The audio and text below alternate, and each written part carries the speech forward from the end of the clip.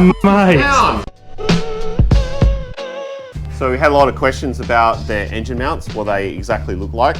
So from the back bolt on the engine, the center to the engine mount that we've made is about 110 millimeters to where the slot in the cross member is.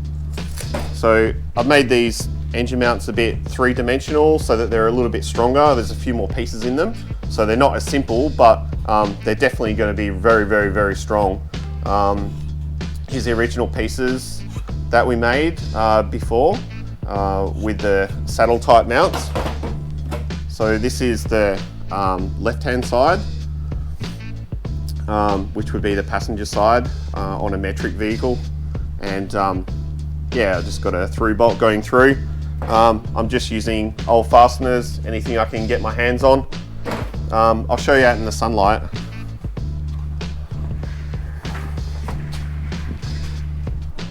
So here's a good idea of what they actually look like in the sun. And I've got little spaces here because there's a bit of casting on the block here. I've got the gearbox mount just here. So this is how the gearbox mount has ended up like. Very, very simple for a gearbox mount. So we've got the studs in the floor coming down and it basically just goes across the chassis. So all these mount designs are pretty easy to come by. They're all in the book. Oh, what book's that? The manual. What manual? The manual for 1 and UZs. This one over here. This one. Have you seen this one before? I'll show you.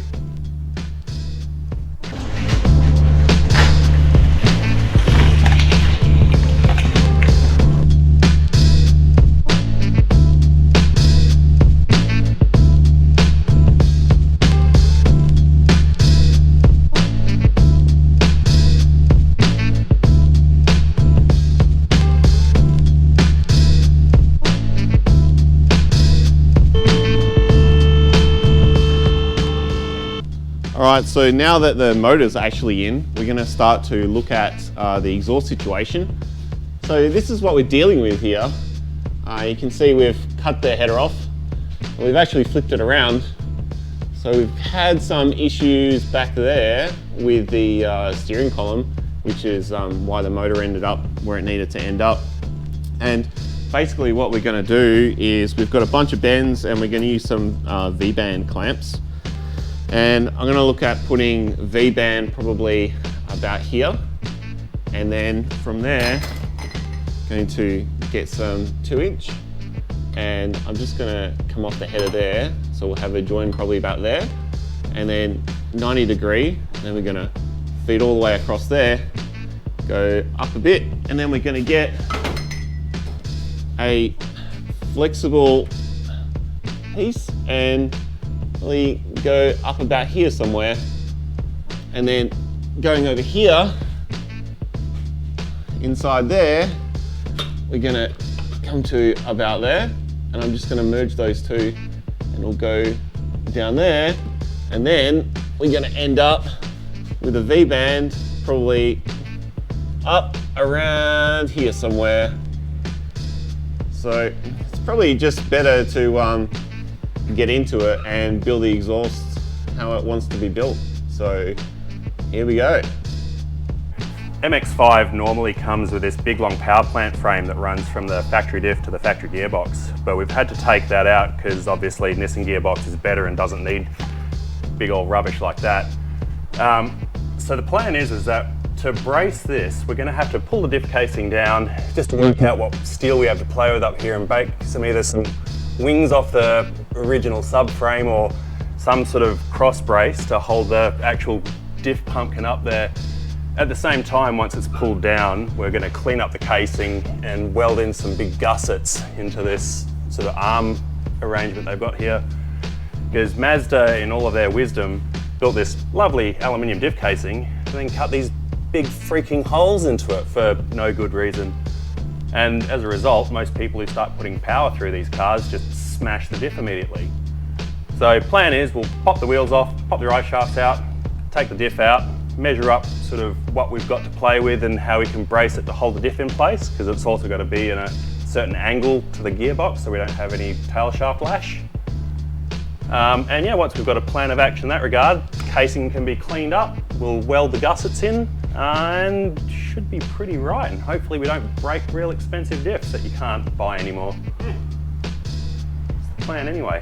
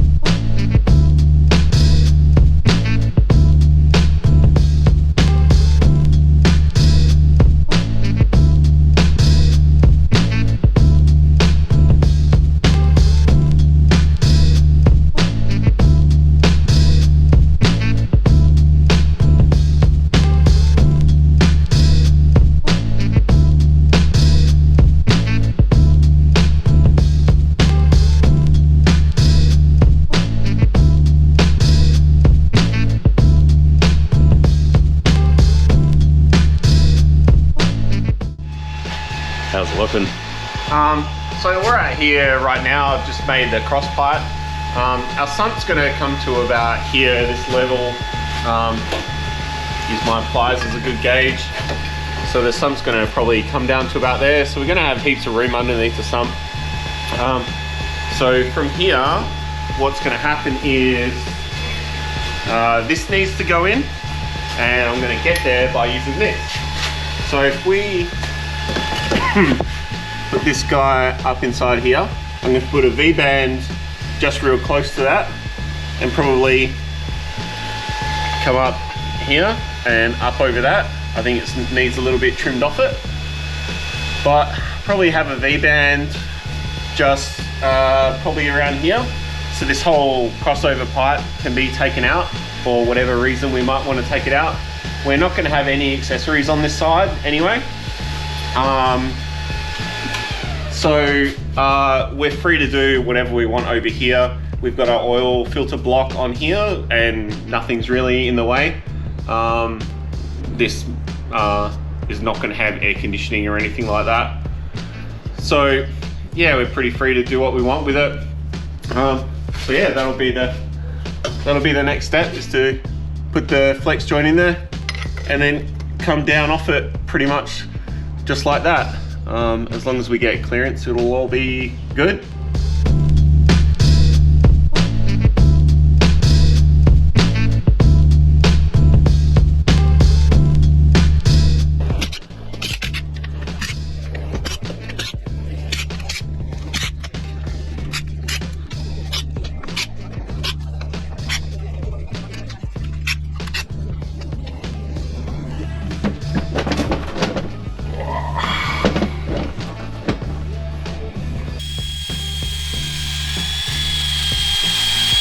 So what's happening here, Aaron?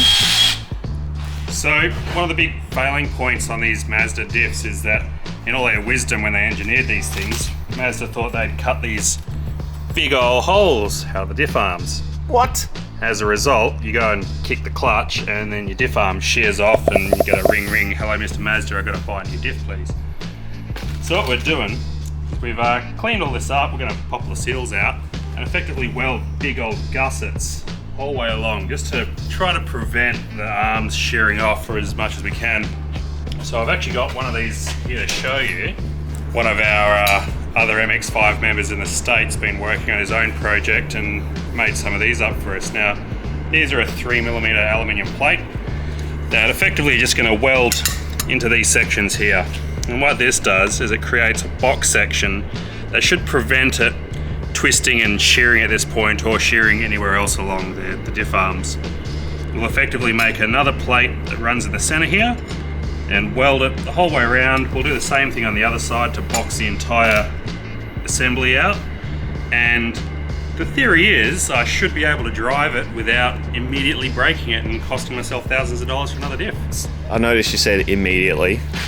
Well, look, this car is going to do a skid in this shed pretty much as soon as it's ready to go. So we're going to see if this works, and if it doesn't work, well, I'll be telling fibs, hey.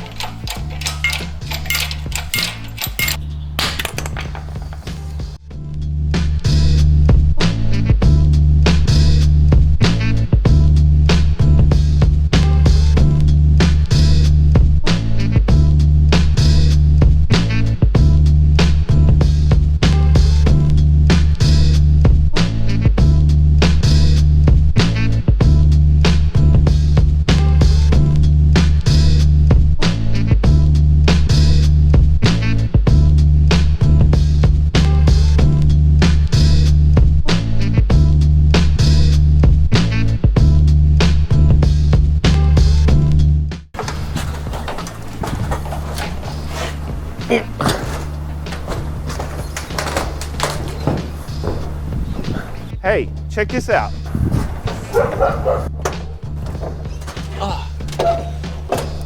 Look what I found. Oh, that's convenient. Do you know what this is? It's a Roof cold bar. air intake.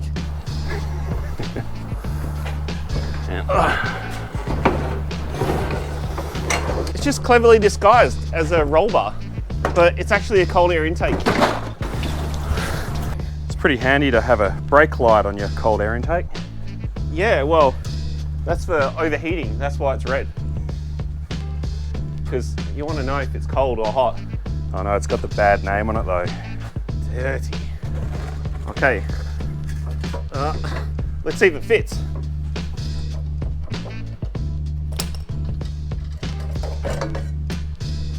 It's even got a hole set up for the oxygen sensor.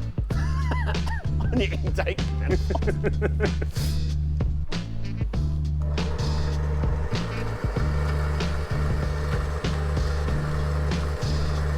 All right, Aaron, so what's going on with the intake? What do you mean intake? We're putting a sports bar in the car. It's getting a sports bar, is it? Can we hang out at the sports bar and... Oh mate, it'd be a crime not to. So yeah, basically we've got these Lego pieces that are going to go burt, burt, and then burt, burt. Yeah, right. So if I did this and made it really awkward. Yeah, something like that. Yeah. Just slip it Just in. push against me. Just go. push against me. It's almost in. Like that. Yep, yep. Oh. Yeah. All right, cool. All right. Fit in there nice. Okay, and maybe just shove that over there because that's not going to fit. Yeah, somehow like that. Yep. I got the idea. And we got something like this, that, and something like this, And then you know what? We got to... the pride of China on the end here, like that. Wow. And then nice intakey sort of thing. Holy moly. Who would have thunk it? All right, so what's left on this thing? What's on your list? So far on the list we've got shift linkage, gearbox Yep. cross member needs attention. So Yep. that's because we're running the exhaust through there somewhere. Yep. Bell housing bolts and the holes in the adapter. Oh yeah, we're missing some They're bolts. close to enough bolts in there that we should probably be legal. Yep. So we've got the exhaust merge on this side. Oh yeah, up over here. Yep. All right. What about the thing that holds all the liquid? Yeah, I mean the Sump. sump I guess is pretty important, so we do have that on the list. Yep. I've got charge system wiring, the crank angle sensor, Yep. oil pressure sensor wiring as well, which I think we missed out on the way through. Yeah, so there's this guy here on our remote block. So Yeah. I think we may have cut it out because we were doing wiring at like 11 o'clock at night. Yeah, there were a few beers involved and it just sort of got bypassed. Yeah. Alternator tensioner, which Yeah, is... that's right, because we're not running everything on this engine anymore, so we need a external tensioner Yep. for that. While we're into the car thing, the other big elephant in the room is the tail shaft. Yeah, well, you can't do any skids without any shafts, right? I mean, you can try. We're going to need a big fat shaft to drive this thing. Well, And a tail shaft as well. got to suit an MX5 owner, mate. Lots of girth. Well, all right. So let's have a look on the top then.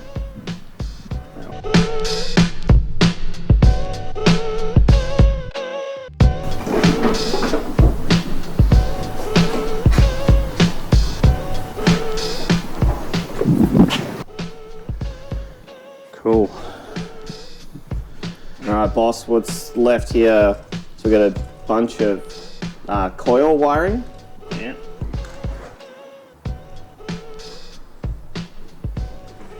Now, along with the coil wiring, we should find a home for the fuse box.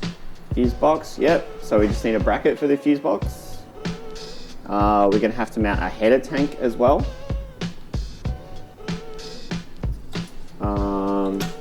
So we also have... Now, at the same time as the header tank, I'll note down that we'll probably want to work out how we're going to route our coolant lines. Yep. I reckon making some hard lines would probably be nice for that. Yeah, it would be kind of nice. Yeah, I'll buy some nice stainless for that. So I think what we're going to do is put a port in here, essentially like a steam port. We'll tap in here and put a brass fitting. So that'll go up to our header tank for the upper hose, and the lower hose will just take off of the heater line circuit, because there's a barb down here we can get a line off. Would be nice to put a fitting in there instead. Yep. So the covers will go back on, the intake's finished. So we'll obviously note down just finish off the loom, because there is enough sensors, wiring and wrapping that needs to happen in that. Yeah, we have a few things to add there.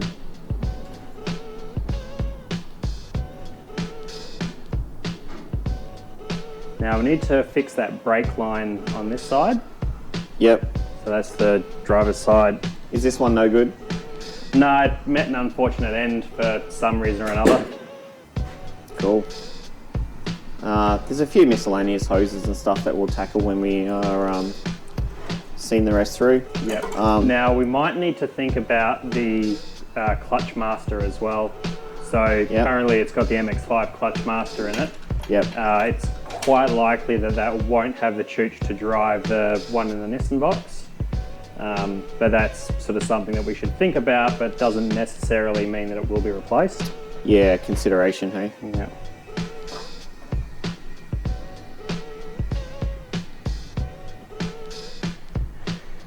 Yeah, well, I think that's about it. It's actually not too bad. Yeah, it's basically running. Yeah, ready for skids. The last 10% is the 90% of the job, right? Yeah, that's it. Yeah. All right, cool. It's getting dark. Why is it getting dark? Oh, hang on, what about this? That's true. Shiny, shiny radiator. Should we show them this yet? Oh, actually, no, we'll leave that.